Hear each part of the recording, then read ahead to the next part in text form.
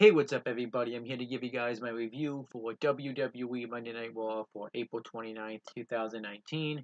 Slowly but surely making some progress with these videos. So let's start making some progress with this one by actually accomplishing producing the video. So, um, we had Corey Graves, Michael Cole, and Renee Young on commentary.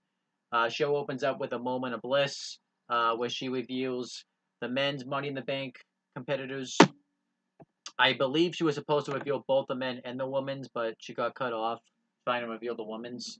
Um, and this wasn't like, a typical setup for a moment of bliss. She just came out to the ring and did it, which I guess was fine. But she announces the men competitors. It's Braun Strowman, Ricochet, Baron Corbin, and Drew McIntyre. And Drew McIntyre said basically that he's going to win the Money in the Bank ladder match, since someone stole his victory last week and didn't capitalize on winning the match. Well, it might have been Baron Corbin. Actually, no, wait, it was Baron Corbin who came out and he started talking about who he's going to win.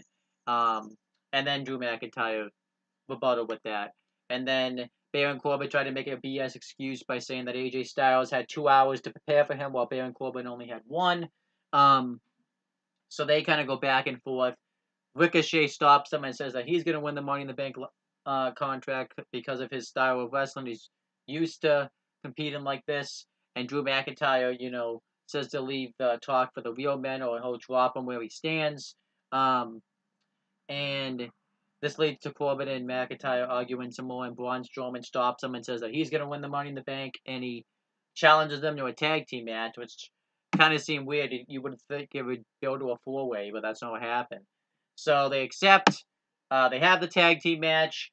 The heels get the heat on Ricochet for a while. They do this cool thing where Ricochet goes for like a really cool dive, but he gets like shoulder tackled in the air by Baron Corbin. It was pretty damn cool. And then the beat down on Ricochet, but Braun Strowman tries to stop it, but he chases Baron Corbin, and this allows him to get sent into a Claymore kick by Drew McIntyre, and they continue to beat up Ricochet, but eventually Ricochet makes the hot tag to Braun Strowman. He takes out Drew McIntyre. He misses a running thrust shot in the corner, and goes shoulder first into the steel post. And Ricochet gets tagged back in. He gets taken down by a glassbowl kiss by Drew McIntyre. But eventually, when McIntyre is going to go for the Claymore kick, Baron Corbin tags himself in, and he's just going to take the win for himself. But McIntyre hits the glassbowl kiss, and Braun Strowman gets tagged back in, hits a running power slam on him, and then Ricochet hits a shooting star press for the win.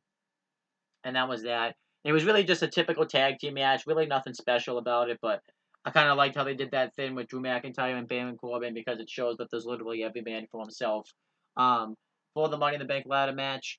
And we haven't really found out what the SmackDown competitors were. I'm assuming when I watch, the SmackDown that took place afterwards, I'll find out what it is. So there you go. Then we had the Usos versus Luke Gallows and Carl Anderson. We had another shakeup. Someone coming over from SmackDown. So there's that. I guess the shakeup's still going on. And the Usos actually came out singing their theme song, which was interesting. And they have a tag team match. It wasn't bad, but you knew that Usos were winning. It was very obvious because, they haven't done anything with really Luke Gallows or Carl Anderson. So the Usos just win with the splash. So that was whatever. Then afterwards, they show backstage footage that they took with their cell phone, embarrassing the Revival, showing, Dash helping Dawson shave his back, and it was supposed to be funny. The Revival come out and, saying that, and try to talk the way out of it, but there was really no doing that. And, they say that they always have each other's back, and the Usos think that they mean shaving each other's back to make, well, not really think that, but they use that to make fun of them. And basically that was that. So, yeah, the Usos Revival feud's not good at all now. Like, why can't, two tag teams just have a feud seeing who the best tag team is? Why does WWE have to put, these, corny, cheesy feuds with it? Like, that the Revival, shaving their back thing type of things. Like, this is why tag team wrestling sucks in WWE, because they don't make legitimate feuds out of it. It's all comedy. So, I didn't like this at all. And then we had Miz TV with Bobby Lashley. And, The Miz is talking to Bobby Lashley, saying that, he wants to know what he has planned next, and, what his plan is. And Bobby Lashley says that he's a two-time Intercontinental Champion, and he wants to know what The Miz has done lately, and The Miz lists off all his accolades. And this leads to Bobby Lashley brings up a picture of Miz's father George Mizanin, and this pisses Miz off. He attacks him. This leads to a match. Shane McMahon comes out. He distracts the Miz, and this leads to Bobby Lashley getting the win with the spear. And then afterwards, Shane McMahon attacks the Miz. The Miz tries to attack him, but Lashley just lays him out again with a one-handed spine buster. And then Shane McMahon attacks the Miz some more. And afterwards he says, "And that's why I'm the best in the world," or something like that. I like this attack though. I thought it was a nice way to continue the Miz Shane McMahon feud, because I'm glad they're not just going to go away from that. So I like this. And then we had I keep forgetting that they're not called the War Raiders anymore, but the Viking Raiders versus Kalisto and Grand Metalik with Lince Dorado inside. Lucha House Party attacked the Viking Raiders from behind, just like the Street Profits did on NXT this past week, and they hit, some nice dives on them. And Kalisto and Grand Metalik have a really fast start, but pretty much once the Viking Raiders gained control, it was all over. And the Viking Raiders hit the Viking Experience for the win. And afterwards they just beat up Lince Dorado. I really didn't think this did anything for anybody. The Viking Raiders, I mean, you could say it did something for them because they were dominant, but they just really killed the momentum by changing their name and stuff. So, yeah, I don't really care. Then we had a moment of bliss where she revealed the women's Money in the Bank competitors, and we find out that the women competitors are Natalya, Dana Brooke, and Naomi. Why Dana Brooke? I don't know. I think they didn't have enough women, so they just had to throw Dana Brooke in there. But yeah, I think it's really stupid that she's going to be in it. She's not going to be good in the match. But Natalya comes out, but they all talk trash to each other, and Alexa Bliss announces herself as the next woman, and then everyone's pissed about it because she hasn't had any matches really. So Naomi challenges her to a match and says that she could beat her with her shoes off. So Alexa Bliss accepts. They have a match, and it's not good. Alexa Bliss's shoelaces are untied, so she's kind of dealing with that the whole match, and that costs her in the end because her shoes come off, and Naomi hits the rear view for the win. It's really badly booked, and it was just not good. And then we had the Firefly Funhouse again. I still stand by what I said. I'm not giving this time. This sucks. Want to know how I know it sucks? Is because after these segments air, the raw ratings always drop. And you could say maybe because there's a basketball game or a hockey game on or something. Bullshit. Why would ratings drop after this segment? Always after this segment. That's happened last week. So if ratings are dropping always after these Firefly Funhouse segments, then there's a problem. And this wasn't good at all. This is not the way they should have brought back Bray Wyatt. He's painting a picture, and what he's painting is the picture of the witch Abby. It's house being burnt down, tying into when Randy Orton burnt down Sister Abigail's house. And Rambling Rabbit pops up and talks, and Bray Wyatt when I don't know, it just wasn't good. I'm not even gonna break it down, but just go watch it for yourself. These Firefly Funhouse segments suck. If they wanted to change Bray Wyatt's gimmick, this is not the direction they should have taken at all. And it's just so cartoony that it's just not good. Then we had Rey Mysterio and Dominic get interviewed, and Rey Mysterio talks about how he's had some bumps in the road recently, but he said that he's going to continue to get back up and continue to fight. So that was that. I actually thought it was a decent promo. It wasn't bad. And then Becky Lynch does a promo saying why she's defending both titles. This made no sense because she explained why on SmackDown. So this basically proves that WWE forgets what happens at their own shows. But she says she's doing it because she's a fighter and she wants to be a fighting champion. And she says that she's going to tap out Charlotte Flair and tap out Lacey Evans. She challenges Lacey Evans to come out here for a fight. Lacey Evans says that, Becky Lynch is letting that Irish temper get the best of her, but she's willing to oblige and have her come to the ring. And then Becky Lynch and Lacey Evans go at it, and it gets broken up, and that was that. Fine segment, really nothing wrong with it, but yeah. It just didn't make any sense that they were having a segment where Becky Lynch was going to explain why she's doing this when she already did it on SmackDown. And then Zack Ryder and Kurt Hawkins beat the Revival.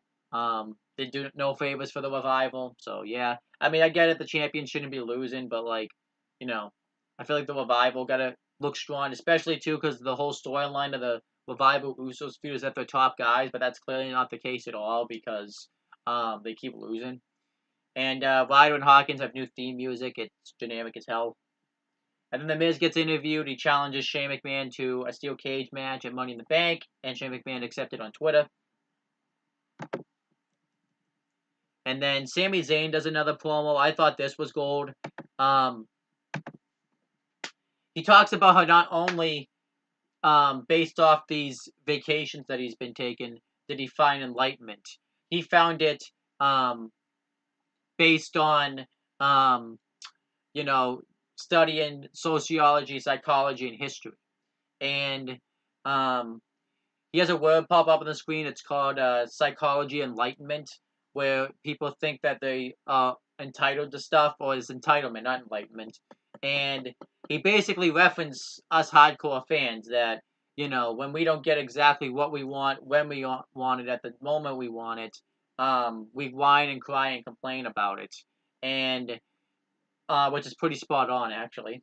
Then he says that, he addresses why he won't leave WWE is because he wants to have all of the critics be held accountable for their actions. And that was basically the promo. This promo was awesome. I really love Sami Zayn's new gimmick. It's probably my favorite thing on Raw at the moment, and I really enjoy it. So, I keep it up. Then we had Samoa Joe versus Rey Mysterio. I thought they had a good match. Rey Mysterio, hurricanrana's him on the outside. He hits the Cena Senton from the apron, and he goes for the slide-in splash that he hits from the, inside the ring on the outside, but Joe gets the knees up.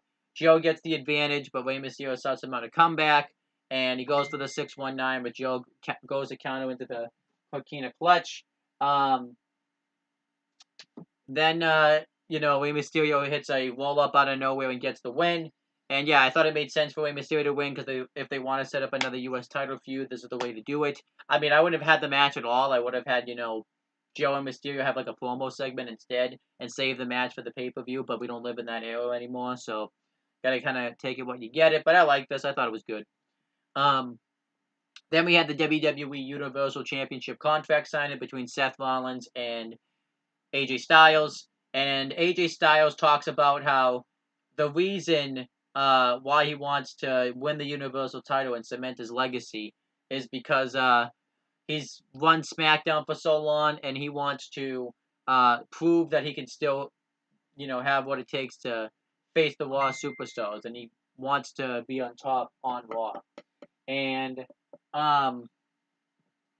then Seth Rollins rebuttals by saying that he's been the workhorse on Raw, he's been the one burning it down, and then AJ Styles says that and he references, how AJ Styles has never been the top guy on Raw. And then AJ Styles says that Seth Rollins is starting to lose it because he doesn't have his brothers by his side anymore.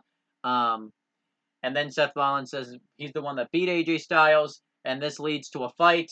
AJ Styles attacks Seth Rollins, but Seth Rollins fights him off at first. It's a suicide dive on the outside. And then afterwards, AJ Styles comes back into the ring, hits the phenomenal forearm through the table, and AJ Styles stands tall.